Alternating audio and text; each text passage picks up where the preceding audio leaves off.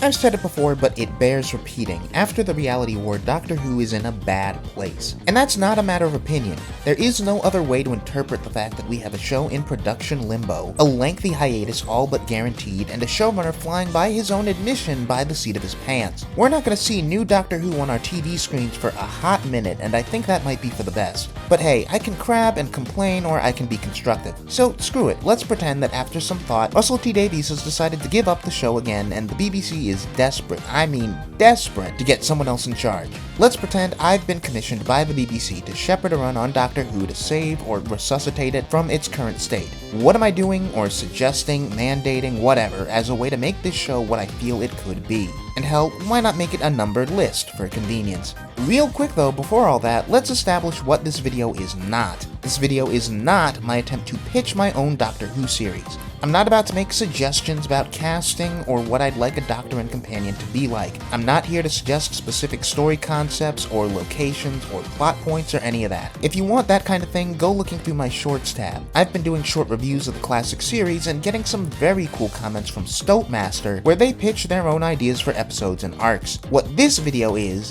just a very broad list of things I'd include in a series bible. These are the things I personally think would most help the show get out of its doldrums. Starting with number 0, which is my caveat to make most of this work. It's 0 because I figure it's a foregone conclusion for where the show is at anyway, which is leave the show off the air for a few years. At least 3 years, preferably closer to 5. Give the fandom time to miss the show and let nostalgia paper over its weaker periods, and let the show feel like a new hot commodity to general audiences who haven't really been tuned in since early into the Capaldi era. From there, we assume that I enter and begin suggesting genuine substantive rules for how to go about things. Starting with, number 1, stop making the show about the Doctor. It sounds stupid to say this, but I feel like the most succinct way to fix like 95% of modern Doctor Who's issues is to stop making the Doctor as a character the center of its focus. The show has run out of avenues to explore the Doctor's inner psychology without retreading old ground, so stop doing that.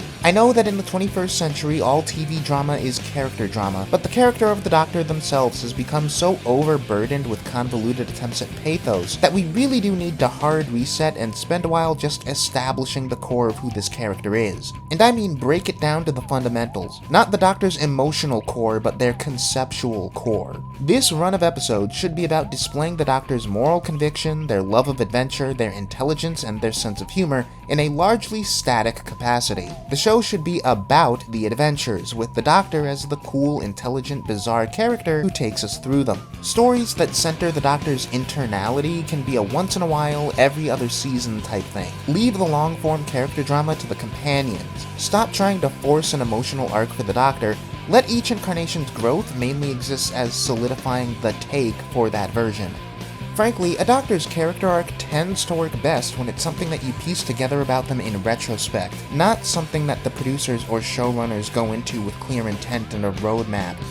Number 2, which is kind of an extension of number 1, keep references to the show's history, even the most basic, straightforward lore, to an absolute minimum. We are making good on the promise that Russell T Davies made and almost immediately betrayed with the Disney era of the show, and doing a soft reboot that's genuinely newcomer friendly. We are treating this show, at least for a little while, as though it's the first program to ever hit the airwaves with the name Doctor Who. We're certainly not doing any more montages of previous Doctors. This most recent era has poisoned the well on that particular brand of fan service. I would make sure the show goes at least 2 full years without a single verbal or visual reference to Time Lords, Gallifrey, or regeneration. Ideally, we'd get at least a full season where the companion and the newcomers in the audience never even realize the Doctor's an alien. Time War trauma never comes up. If a character asks where the Doctor is from, lean on the timeless child of it all and have them say they flat out don't know. They came into the universe from a wormhole with no memory of home, found a time and space machine, and that's as far as they want to talk about it. Yes, I know that we've already spent so much of the modern show breaking down the Doctor's emotional walls and confronting this need they have to keep secrets about themselves, but for this to work, I think the Doctor as a character has to develop some of that old mystique once again, even if we kind of have to force it and walk back aspects of their growth to make it happen. Anyway, going further on with number 2, get rid of Unit. The Unit family as it currently exists is too bloated and full of nothing characters, and it's just this awkward, grotesque strain on the show, which comes with too much baggage for the Doctor and the audience. So for this run, we have absolutely no mention of Unit whatsoever. If that means that we straight up don't have adventures set anywhere in the UK between the 60s and the present day, then so be it. If and when Unit does ever come back, then I don't want Kate Stewart involved. I don't like Kate Stewart, I don't like what Kate Stewart represents. In many ways, I think you could argue Kate Stewart is one of the first big indicators of the show's over-reliance on nostalgia.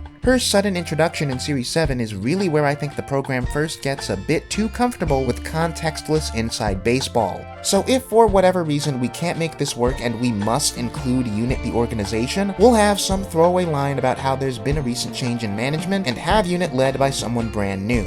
Again, that's if it even shows up again at all. Naturally, number 2 also extends to limiting the pool of returning enemies.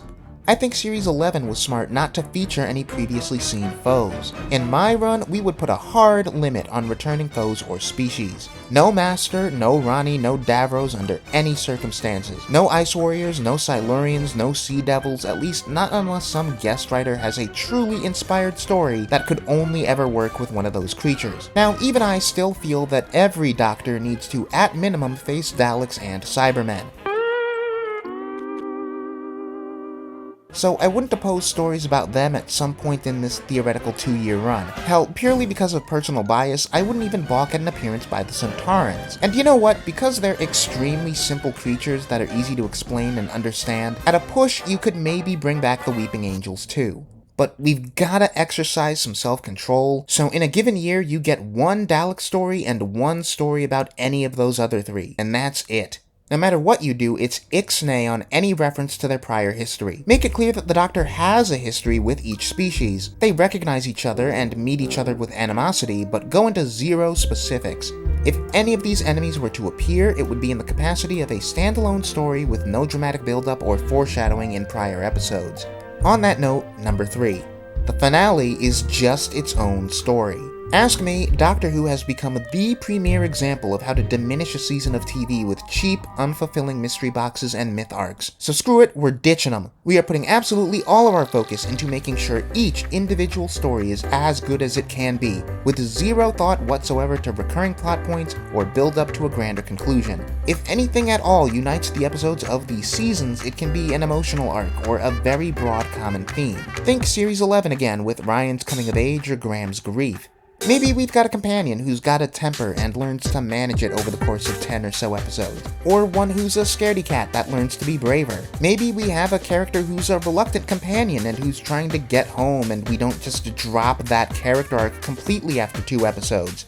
Maybe there's a motif like family or death or the advancement of technology that repeats through certain episodes, and then a finale that really centers that idea and brings it to a thematic conclusion. Maybe the finale is just a story that puts a particular strain on the Doctor-companion relationship. Like, imagine if The Girl Who Waited or The God Complex had been how we ended Series 6. Whatever it is, we are not alluding to or foreshadowing or setting up anything in any story outside of that story's own context. Before you try to string the audience along with theory crafting and all that, you've got to earn their trust in your ability to deliver a season full of decent episodes of TV, with a finale that is a decent episode of TV first and foremost. So I think those 3 points would be the pillars of my attempt to save Doctor Who.